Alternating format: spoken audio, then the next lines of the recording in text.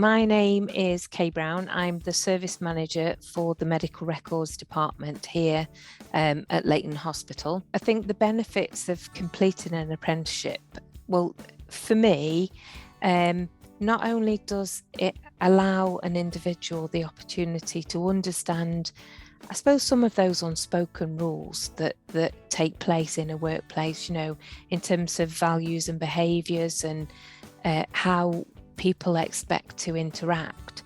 I think the benefit of actually really, for some individuals, actually that hands-on experience of doing the role, it can actually help them understand whether that role is for them, or it might inspire them to actually take a completely different career path, or be a springboard, for instance, to something else.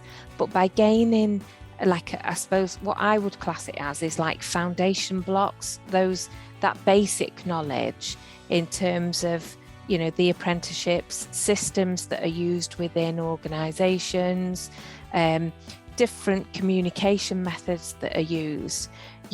Some of those, it's not easily tangible, but actually every day you're learning something new.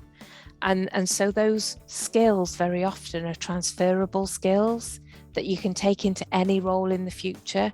So I think some of the benefits of actually taking on an apprenticeship are that it's not just an educational programme, it's some of those life skills that you gain as well. So from a career perspective, the one thing that I would say with the NHS as an organisation is there are so many varying roles. So someone may start off on a business admin apprenticeship, or equally we have the care apprenticeships. You've got different streams of apprenticeships as such. So the health service isn't just about health. Yes, they deliver health in terms of the wards, but you have a lot of administration teams, you have HR teams, you have payroll, you have finance. So sometimes coming in on an apprenticeship level, it may well be that actually some of the careers that you then are open to, there are even apprenticeships in some of the clinical teams now. So apprenticeships, they're looking at apprenticeships for the physio teams, for the cardiology teams, for the radiology teams. So there's lots of, I suppose, starting points into many, many different careers. And so I think even if you choose one that actually you think, I don't want to be in this career forever, the NHS is such a broad organisation with many, many different roles that actually it gives you the opportunity to change streams if you want to. Whereas for some of the smaller organisations, you may have to leave the organisation to change your aspiration.